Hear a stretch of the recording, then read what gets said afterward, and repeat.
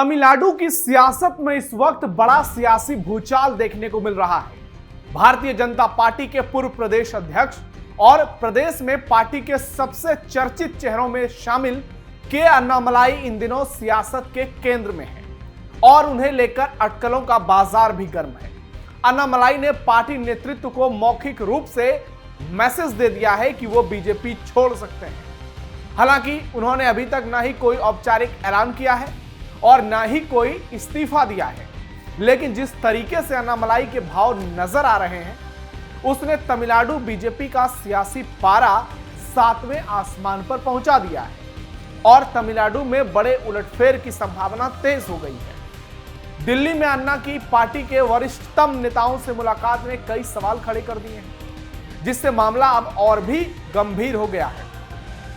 केंद्रीय गृह मंत्री अमित शाह, पार्टी अध्यक्ष नितिन नवीन, संगठन महासचिव बीएल संतोष जैसे बड़े दिग्गजों से उनकी बातचीत हुई। इन बैठकों में अन्नामलाई ने तमिलनाडु की सियासी स्थिति और पार्टी के भीतर अपनी नाराजगी खुलकर जाहिर की, जिसके बाद पार्टी नेतृत्व फिलहाल उन्हें मनाने की पूरी कोशिश में जुटा है और किसी भी जल्दबाजी से बचने की उन्हें सलाह दी गई है। वहीं सियासी गलियारों में यह भी चर्चा है कि अन्नामलाई एक नए राजनीतिक पार्टी बनाने पर भी विचार कर रहे हैं।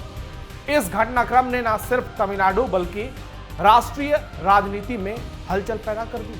नमस्कार, टर्निंग पॉइंट देख रहे हैं आप, मैं हूं नवेंदु और आज की इस वीडियो में आपको बताऊंगा कैसे तमिलनाडु की सियासत में अन्नामलाई एक्स फैक्टर बनते जा रहे हैं। तमिलनाडु में हो रहा सबसे बड़ा खेला, अन्नामलाई करेंगे बीजेपी का कायाकल्प। दिल्ली से चेन्नई तक भयंकर सियासी बवाल, सीएम विजय पर मंडरा रहा सबसे बड़ा खतरा।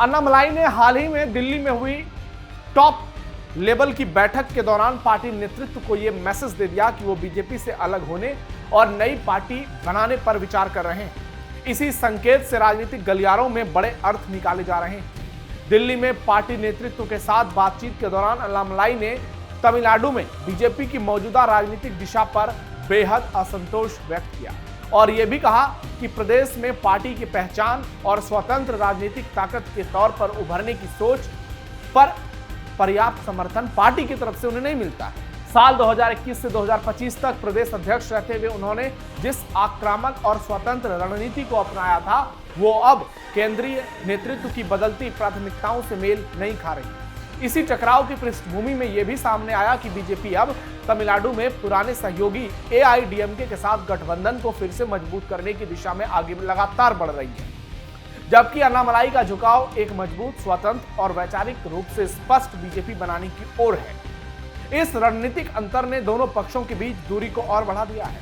और सवाल ये हो रहे हैं, क्या अन्नामलाई के रहते एआईडीएमके और बीजेपी साथ रह पाएगी? नई पार्टी बनाने पर विचार कर रहे अन्नामलाई। राजनीतिक गलियारों में चर्चा यह भी है कि बैठक के दौरान बीजेपी के टॉप नेताओं से अन्नामलाई को कई वैकल्पिक जिम्मेदारियों और भूमिकाओं का प्रस्ताव भी दिया गया, लेकिन अन्नामलाई की इसमें कोई रुचि नजर नहीं आई। दरअसल 2024 के लोकसभा चुनाव परिणामों के बाद से ही तमिलनाडु बीजेपी के भीतर यह बहस तेज हो गई है, क्या प्रदेश में पार्टी अकेले दम पर आगे बढ़ सकती है या फिर उसे क्षेत्रीय दलों के सहारे की जरूरत है। के पलानीस्वामी की अगुवाई वाली एआईडीएमके और द्रविड़ राजनीति की मजबूत जड़ों के बीच बीजेपी की राह हमेशा चुनौतीपूर्ण रही है। लोकसभा चुनाव में अन्ना की अगुवाई में भले ही बीजेपी का वोट शेयर बढ़कर 11.2% तक पहुंच गया हो, लेकिन सीटों के स्तर पर कोई बड़ी सफलता नहीं मिली।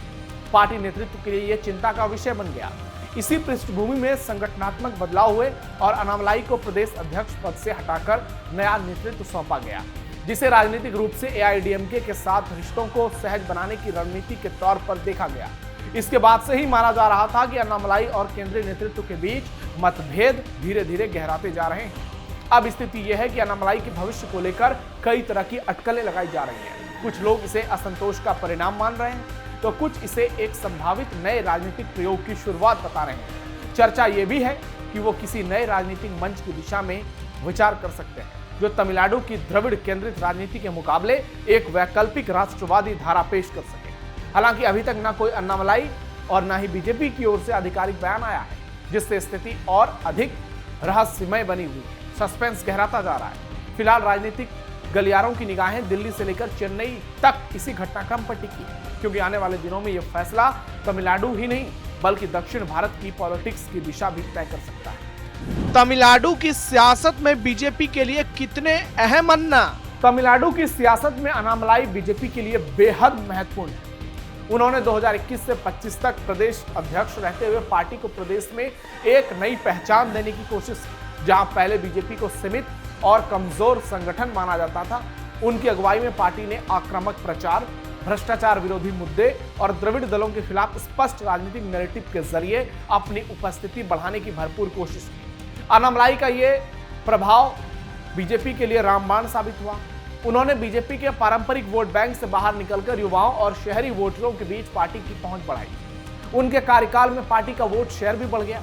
हालांकि ये वृद्धि सीटों में तब्दील नहीं हो पाई। इसके बावजूद बीजेपी के लिए ये संकेत महत्वपूर्ण थे कि तमिलनाडु में संगठनात्मक स्तर पर जमीन तैयार की जा सकती है। उनकी सख्त और स्वतंत्र राजनीतिक शैली ने उन्हें समर्थकों के बीच खासा लोकप्रिय बना दिया। लेकिन यही शैली केंद्रीय नेतृत्व और गठबंधन रणनीति के साथ कई बार टकराव का कारण भी बनी। खासकर एआईडीएमके के साथ गठबंधन को पुनर्जीवित करने की रणनीति और स्वतंत्र रूप से पार्टी को खड़ा करने की सोच के बीच अंतर ने उनकी भूमिका को और जटिल बना दिया। बीजेपी के लिए अन्नामलाई इसलिए भी अहम है क्योंकि वे राज्य में पार्टी के सबसे अधिक पहचान वाले चेहरों में से हैं। बीजेपी के सबसे लोकप्रिय चेहरे हैं।